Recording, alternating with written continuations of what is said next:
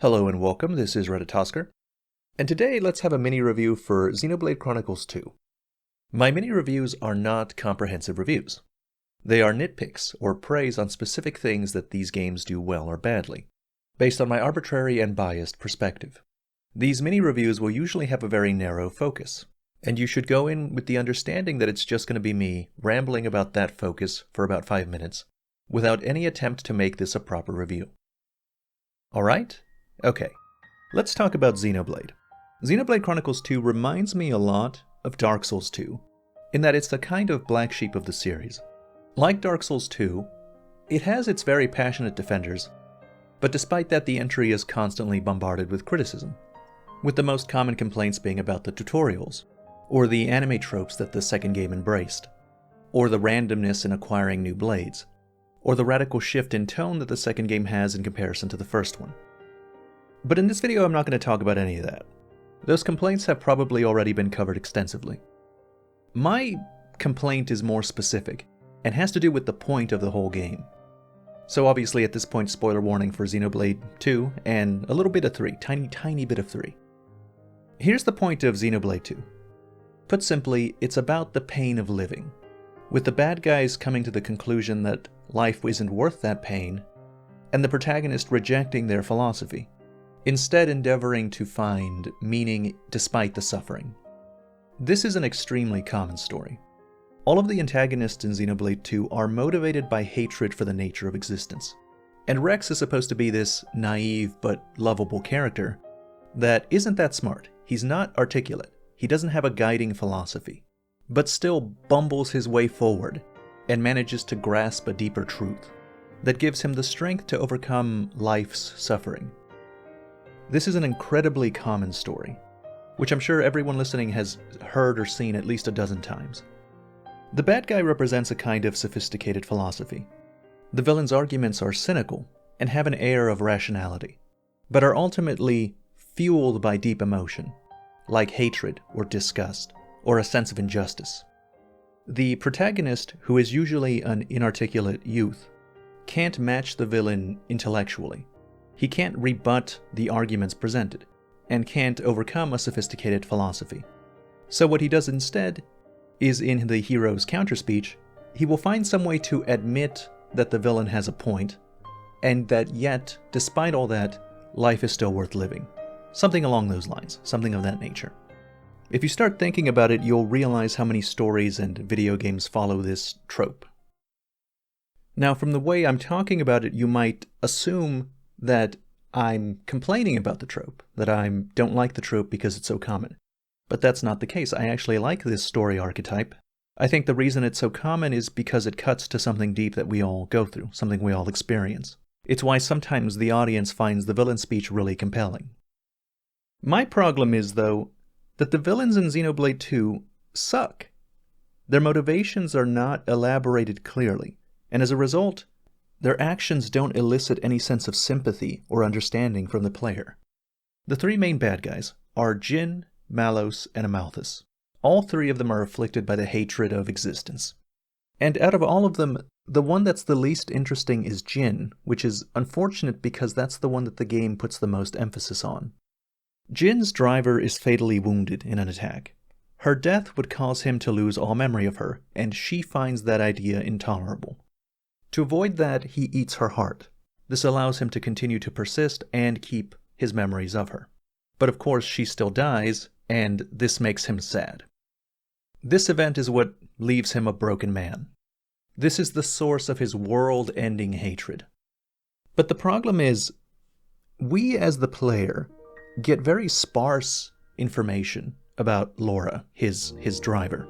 We know that this event happened, and we know that it's important to Jin, but because we didn't spend any time with Laura, I have trouble finding a reason why I should care.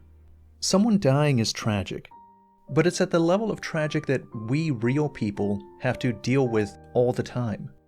So it's hard to muster up sympathy for Jin's conclusion when he's throwing a world-ending hissy fit over something that every single person in that world and in our world has to deal with. Now, as for Malos, the trigger for his hatred of humanity comes from Amalthus.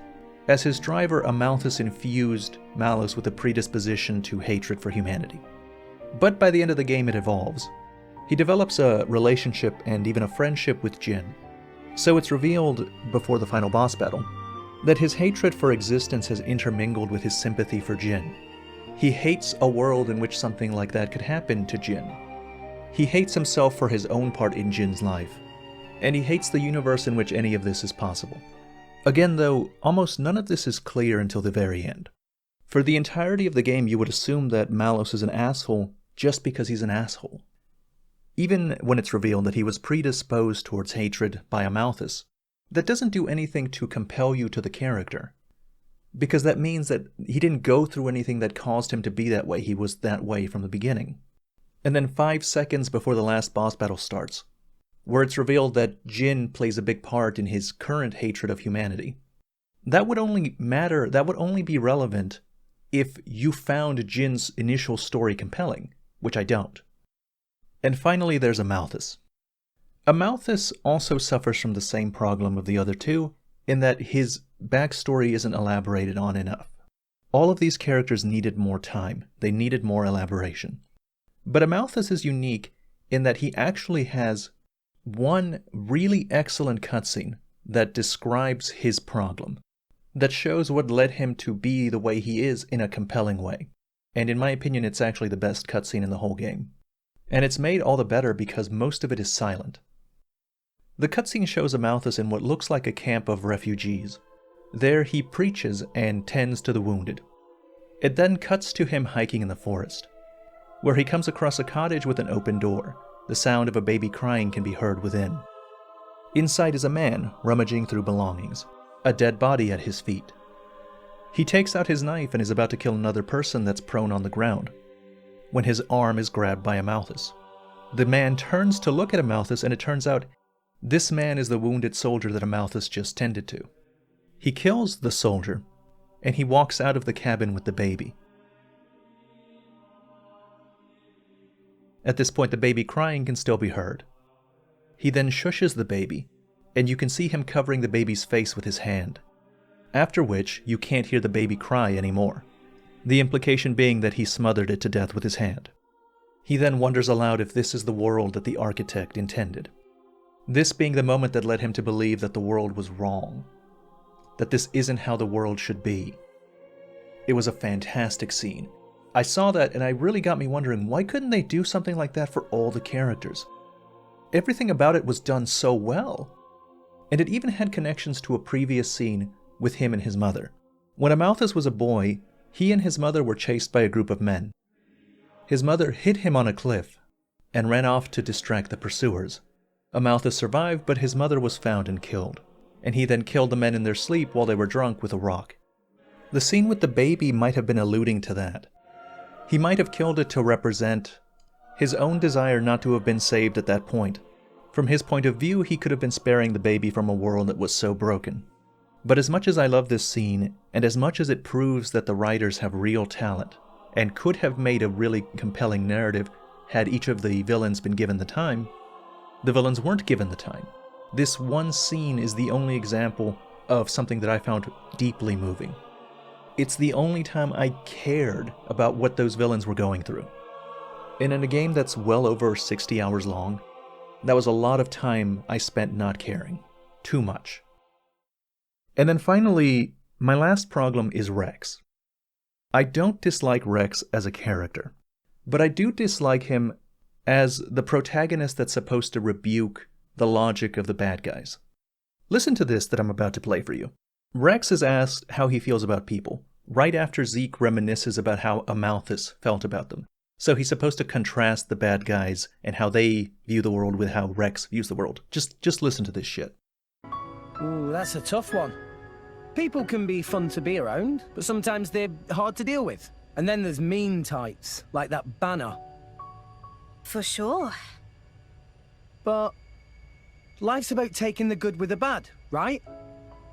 So yeah, I like people. I hate that.